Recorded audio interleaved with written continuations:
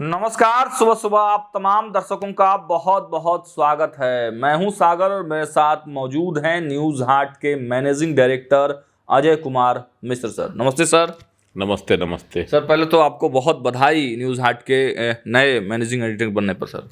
देखिए, आपको भी धन्यवाद जी। और चलिए, अच्छी बात है, देखते हैं इस दायित्व का निर्वहन कैसे कर पाते हैं।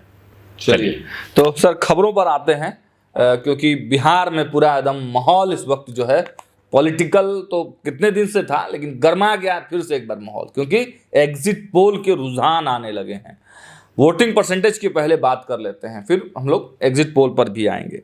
First phase 121 seat 65% voting, second phase 122 seat 68.5% voting, पिछले बार से लगभग 10% ज्यादा वोटिंग। सर, पहली प्रतिक्रिया आपकी क्या है?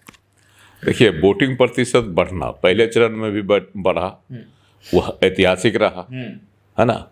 उसमें 8.5 से 8.5% वोटिंग प्रतिशत बढ़ने की जो है तस्वीर आई सामने और आंकड़े आए। और दूसरे चरण में उससे भी आगे बढ़ गया, है ना। 68% मतदान हुआ, जो एक रिकॉर्ड है, ऐतिहासिक है। ऐतिहासिक है। और इसमें 10% जो है मतदान का इजाफा हुआ। तो यह एक जो है तस्वीर उभार रही है ना। और इसमें भी महिलाओं ने बढ़ चढ़ कर हिस्सा लिया, है ना। युवाओं ने भी भाग लिया, लेकिन महिलाओं की हिस्सेदारी दोनों चरणों में अधिक रही। और महिलाओं की जो हिस्सेदारी रही, तो इसी का नतीजा है कि अब जो एग्जिट पोल आए हैं, है ना, उसमें तस्वीर जो उभर कर सामने आ रही है, वह कह रही है कि महिलाओं ने जो है नीतीश कुमार को फिर से अर्श पर जो है अर्श पर पहुंचा दिया, है ना। जब जैसे कि उनको फर्श पर गिराने की कोशिश की जा रही थी, नैरेटिव गढ़कर, वह अस्वस्थ हो गए, बीमार हैं, अब वह बूढ़े हो गए हैं, अब उनसे सरकार नहीं चल सकती है। लेकिन महिलाओं ने सुरक्षा के लिए, है ना, जन कल्याण के लिए, विकास के लिए, नौकरियों में आरक्षण के लिए, शिक्षा में वजीफा के लिए, है ना, इस तरह से आगे बढ़कर मतदान किया कि महागठबंधन की दलीलें और महागठबंधन का उत्साह जो है, क्या कहता है, सर्वे पोल जो है वो जो सर्वे रहा है, जो पोल बता रहा है, एग्जिट पोल जो है, उसके हिसाब से उससे एग्जिट पोल ही है अभी। उसके अनुसार जो है उनका मंसूबा फेल हो गया। और पिछड़ों का भी वोट अगर कहिएगा तो उसमें भी एनडीए गठबंधन को महागठबंधन से अधिक प्रतिशत मिला। अच्छा। हाँ, सवर्णों का वोट तो पहले से भी कहा जा रहा था कि भाई वो तो भाजपा का कोर वोटर है। उसमें भी सेंधमारी की कोशिश की गई, लेकिन 68% जो है सवर्ण एनडीए के साथ रहे। 68% जो है एक तस्वीर जो उभर कर आ रही है, मतलब जो एग्जिट पोल के अनुसार एग्जिट पोल के अनुसार तो ये भी है। लेकिन अल्पसंख्यकों का वोट जो है वह पूरी तरह से एकजुट रहा महागठबंधन के साथ। मतलब MY समीकरण जो है ना, पूरे तरह से कारगर रहा उधर महागठबंधन के खेमे में। सर, 2020 के रिजल्ट अगर ध्यान दें तो 2020 में महागठबंधन को 110 सीटें ही मिली थी, लेकिन एनडीए गठबंधन को 125 सीटें मिली थी और सरकार एनडीए की बनी थी। लेकिन इस बार के जो एग्जिट पोल्स हैं उसके अनुसार आंकड़ों का क्या खेल है, आपको क्या लग रहा है आंकड़ों के हिसाब से? देखिए, 2020 के विधानसभा चुनाव के बाद एग्जिट पोल आए थे, 6-7 एग्जिट पोल। अच्छा, है ना। उसमें जो है 2 को छोड़ दीजिए, भास्कर का और एबीपी नेल्सन का। उसने ही यह कहा था 125 सीट तक एनडीए को मिल सकता है, अनुमान लगाया था। तो लगभग आ गया 125 सीट से, है ना।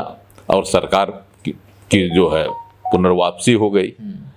और इधर महागठबंधन को बाकी जितने एग्जिट पोल आए थे सबों ने महागठबंधन की सरकार बनने का जो है ना इशारा किया था, है ना, बताया था कि महागठबंधन आगे है, बहुत आगे।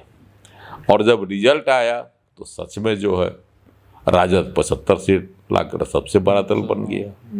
लेकिन पीछे पीछे भाजपा भी रही, 74 सीट लाकर जो है दूसरे नंबर पर रहे जी। सबसे। उसमें जो है बेचारे नीतीश कुमार मात खा गए। चिराग पासवान ने उनको बड़ा डेंट दिया। एकाएक जो है 43 सीट पर चले आए। उसमें चिराग पासवान जो है अड़ गए और लोजपा को नया अकेले चुनाव लड़ा, 135-36 सीट पर जो है चुनाव लड़ी। और सबसे ज्यादा फोकस जो है लोजपा ने या चिराग पासवान ने नीतीश कुमार के सीटों को दिया। उनके फेस पर भी किया था। मतलब दो तरफा हमला वो झेल रहे थे नीतीश कुमार। एक तो तेजस्वी यादव की लहर उस समय कही जा रही थी, पहली बार राजनीति में आए थे, तो तमाम जो उनके जो समर्थक हैं लालू यादव के, वो एकदम युवराज की तरह देख रहे थे तेजस्वी यादव। उस समय जो तेजस्वी यादव का क्रेज था युवाओं में, जिसी का उसका ही नतीजा है कि उस समय जो है 110 सीट पर महागठबंधन पहुंचा था। और सर कुछ सवर्ण युवाओं का वोट भी आप देख पा रहे हैं कि 2020 में उनको मिला था। सभी जातियों का मिला था, युवाओं का वोट मिला था। लेकिन इस बार सभी जातियों का वोट नहीं मिल सका। इस बार जो है बिखराव हुआ, जातीय रूप में जो है ध्रुवीकरण हुआ। ठीक है, तो आंकड़ा क्या कहते हैं कि मतलब कितना एनडीए महागठबंधन कितना? आंकड़े अगर देखिए आप एग्जिट पोल के अनुसार तो दैनिक भास्कर का कहना है 145 से 160 सीट, महागठबंधन के हिस्से में 73 से 91 सीट, और अन्य 5 से 10, उसमें जनसुराज है, चाहे बहुत सारे पार्टियां हैं। और मैट्रिज IANS इसका जो है 147 से 187 है ना। और महागठबंधन को 70 से 90, पीपुल्स पोल्स जो है 133 से 159 है ना, 75 से 101 महागठबंधन को दे रहा है। अन्य को खाते में 2 से 13 दे रहा है ना। और पीपुल्स इनसाइट 133 से 148 और महागठबंधन को 87 से 102 है ना। अन्य के खाते में 3 से 8। सर दर्शकों की सुविधा के लिए पोल्स ऑफ पोल्स अगर बता दें आप तो। हाँ, पोल्सों के पोल्स। हाँ, चाणक्य का है आपको 130 से 138 के आसपास, एनडीए को 100 से 108 जो है दे रहा है महागठबंधन को। तो इसी तरह से है। और करीब 17 जो है 17 एजेंसियों ने किया है। 17 एजेंसियों ने किया है। और 17 में जो है कमोबेश सीटों की संख्या कम हो रही है, लेकिन सभी में जो है एनडीए गठबंधन को बढ़त दिखा रहा है, भारी बढ़त। नो वन सिंगल एजेंसी जो है कि महागठबंधन को कोई भी नहीं है ना। एक ही एजेंसी है, जो 2 एजेंसी बताया ना कि चाणक्य है जो 100 से 108 सीट महागठबंधन को दे रहा है। दूसरा है JBS पोल्स, वह जो है 88 से 103। और तीसरा है आपको एक और एजेंसी जो इसके खाते में बता रहा है सीट बढ़िया, वह है आपको पी मार्क जो 80 से 98। बाकी जो है सब इसको 100 से नीचे बताता है। और इन पोलों में भी एनडीए की ही सरकार बनती दिख रही है। हाँ, इनमें भी एनडीए की ही सरकार बनती जा रही है। पोल्स देखिएगा 16 का, तो उसमें जो है एनडीए को ओवरऑल जो मिला के निकाल दीजिए तो 154 सीट, और महागठबंधन के खाते में 83 सीट जा रहा है, अन्य के खाते में 6।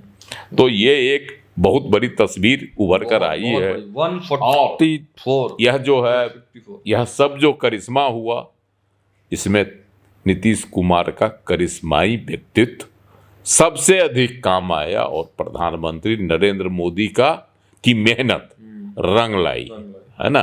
तो ये एक बहुत बड़ी तस्वीर इस बार के चुनाव में उभरने जा रही है। तो सर आंकड़ों की बात तो आपने बता दी कि 154 और 83 ये एग्जिट पोल के हिसाब से है, लेकिन आखिर कौन से वो इलाके थे जहां से जो है लीड लेते हुए, क्योंकि शाहाबाद और जो मगध का एरिया था वहां तो सुपड़ा साफ था पिछली बार, तो क्या वहां बढ़त मिली है? क्या मिथिलांचल और ज़्यादा बढ़ा है? देखिए, मिथिलांचल में दिया, भोजपुर में, शाहाबाद में हुआ, एक तरह से कहिए तो सभी क्षेत्रों में इस बार जो है अच्छी स्थिति रही। मिथिलांचल ने तो पिछली बार भी जो है एनडीए की लाज 2020 में मिथिलांचल ही रखी। चंपारण और मिथिलांचल मिलकर जो है एनडीए की लाज बचा दी थी। आंकड़ों में अगर सर आप बता पाएं। हाँ, और इस बार भी जो है मिथिलांचल की सीट से अगर हम चर्चा 71 मिथिलांचल की सीटें हैं, उसमें से 50 से 55 जो है एनडीए के खाते में आते दिखाई 50 से 55। हाँ। अच्छा। और महागठबंधन के खाते में जो है 18 से 23 सीटें जा रही है। जबकि याद होगा ये आपको कि राबड़ी देवी ने विधान परिषद में क्या कहा था?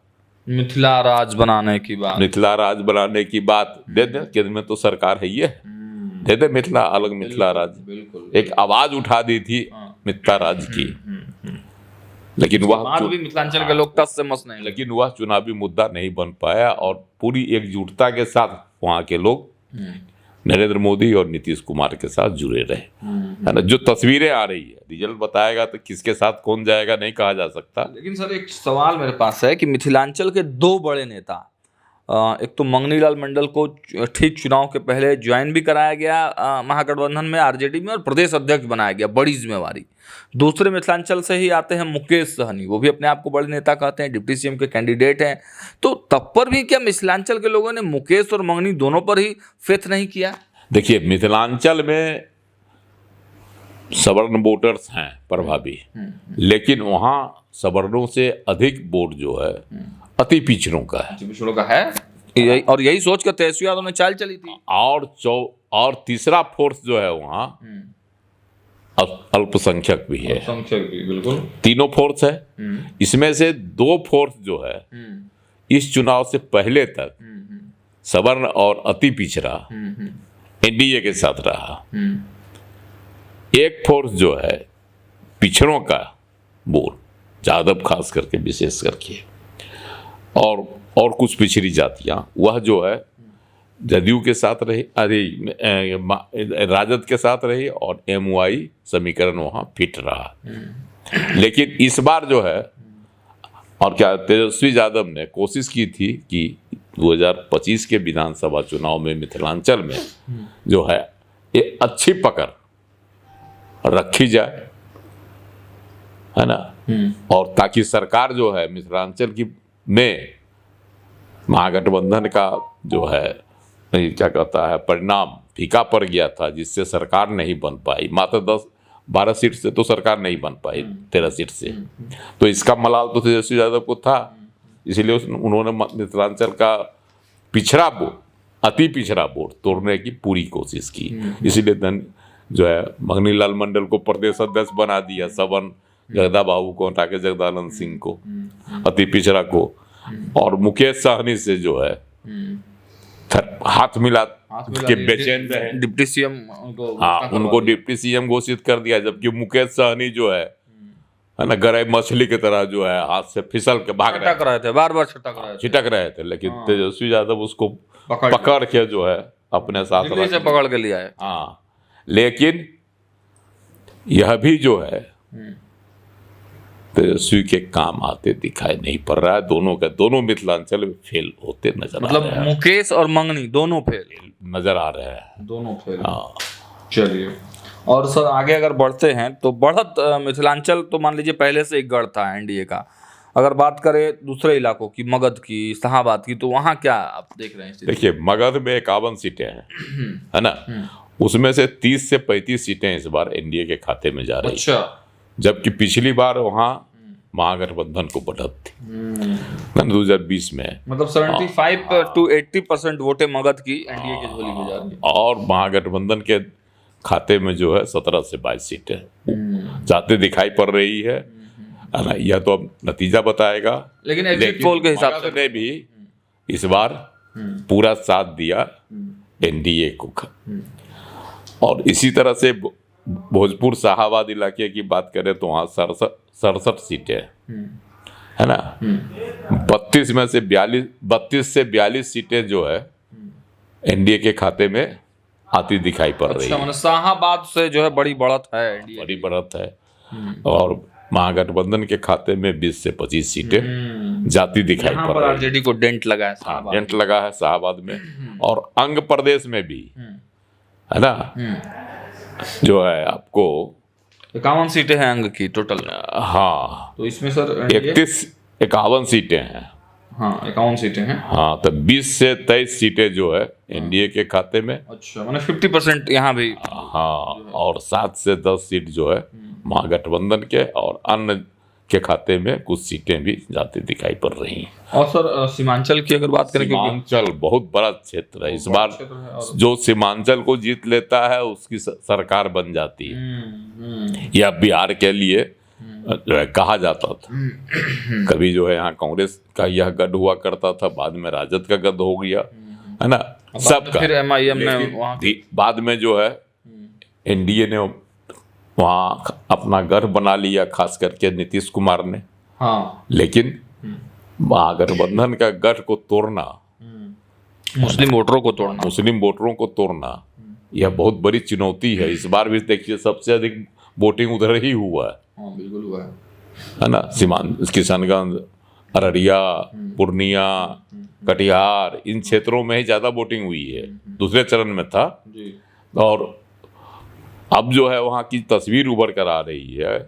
वहाँ की 24 सीटों में से 10 से 12 सीट एनडीए के खाते में जाते दिखाई पड़ रही है, तो 8 से 10 सीट पर महागठबंधन की जीत होती दिख रही है। ऐसे में जो है सीमांचल में भी एनडीए को बढ़त है, जबकि वहाँ अल्पसंख्यकों का वोट सबसे ज्यादा है।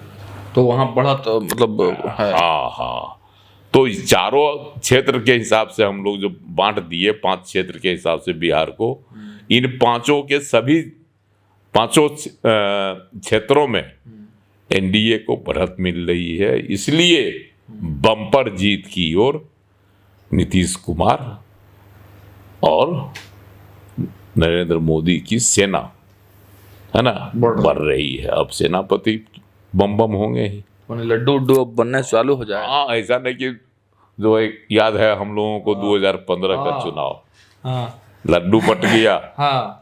उसके बाद जो है भाजपा कार्यालय में मायूसी छा गई थी। उस समय नीतीश कुमार महागठबंधन यदि राजद के साथ चले गए थे। तो ये क्या लगता है आपको, क्या लगता है आपका पर्सनल एक्सपीरियंस क्या कहता है कि लड्डू का ऑर्डर देना चाहिए कि नहीं देना चाहिए? ये भी तस्वीर बिहार में दिखती रही है, ऐसा नहीं है, ये उसको भी बिहार देखा है। और जहां तक एग्जिट पोल का सवाल है, तो हमने कहा पिछली बार 2020 का बता ही दिया। और इधर अभी हाल में हरियाणा का एग्जिट पोल में कहा जा रहा था कांग्रेस की सरकार बनेगी, है ना। लेकिन वहां भाजपा की पुनर्वापसी हो गई।